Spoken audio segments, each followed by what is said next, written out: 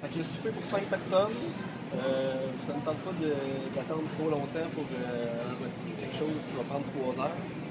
Fait qu'on va y aller pour quelque chose à griller. Comme ça, c'est très versatile, ça va être super tendre. Oui, il y a beaucoup de gras, oui, il y a beaucoup de nervures, mais au-delà de ça, ça va donner un steak qui est super tendre, qui a beaucoup de goût.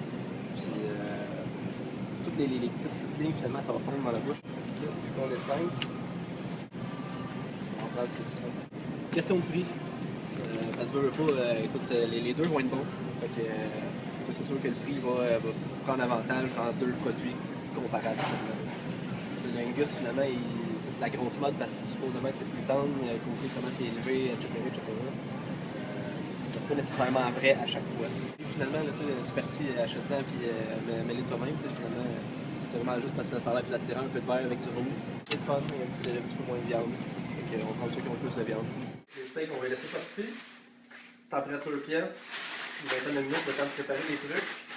Ça va empêcher le choc de température. En fait, si le steak est trop froid par rapport à la poêle chaude, ça réduit la viande. Fait que, on va la laisser tranquilliser température pièce le temps qu'on fait le reste. On est rendu à l'étape de cuisson, enfin presque. La sauce est en train de réduire, les patates sont en train de cuire, le grill va apporter un goût plus prononcé à la viande qu'une poêle, par exemple. En fait, avec la poêle, on peut arriver à un bon résultat de cuisson, mais ça n'aura pas le même goût de par les flammes directement, la chaleur directe des flammes, comparativement à une chaleur directe d'une poêle. Au four, on n'en parle même pas. Au four, en fait, ça aurait bouilli, c'est pas ce qu'on veut. On veut vraiment saisir la viande. C'est ça, avec une bière à la main, on essaye de se faire du fun avec tout ça. Les steaks, une fois qu'on commence à les cuire, il faut que le reste soit prêt pratiquement. Quand ça finit de cuire, on met ça dans l'assiette. Sel, poivre. C'est la base pas mal pour Pourquoi pas des steaks? On pourrait mettre n'importe quelle épice en fait, mais vu qu'on a fait une sauce au poivre, on mettra pas d'herbe ou d'épices qui viendraient sur-assaisonner finalement la viande. Feu au maximum. On va venir brosser le grill. L'idéal quand c'est très chaud de juste brosser. Il y en a qui vont mettre de l'huile sur les grilles. C'est vraiment pas nécessaire. Donc on avait des asperges aussi. Ça se peut qu'on en perde quelques-unes. C'est les risques du métier. Idéalement, c'est le fun de connaître son barbecue aussi. Savoir quelles zones qui sont les plus chaudes. Il y a toujours une place qui est plus chaude qu'un autre sur un barbecue.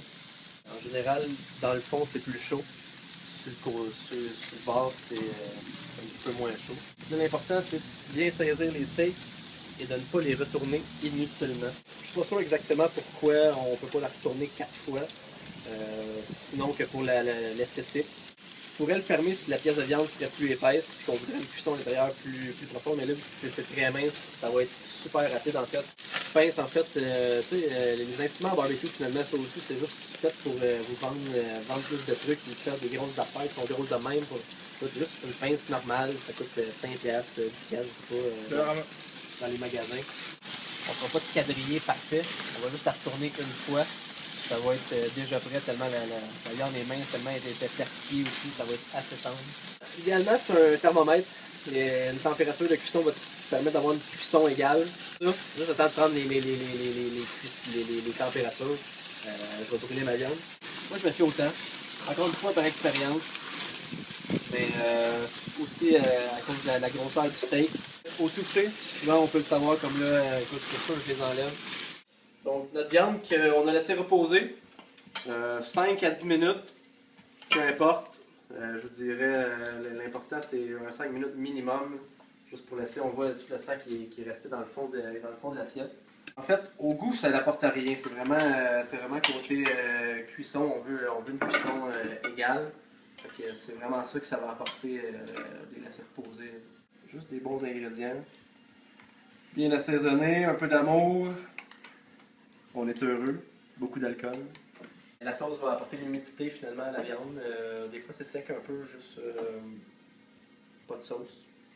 Moi je suis un sauceux, j'aime ça de la sauce, beaucoup de sauce. Comme vous voyez, la présentation laisse à désirer. Mais ça va être tellement bon dans la gueule que tout le monde va s'en saquer.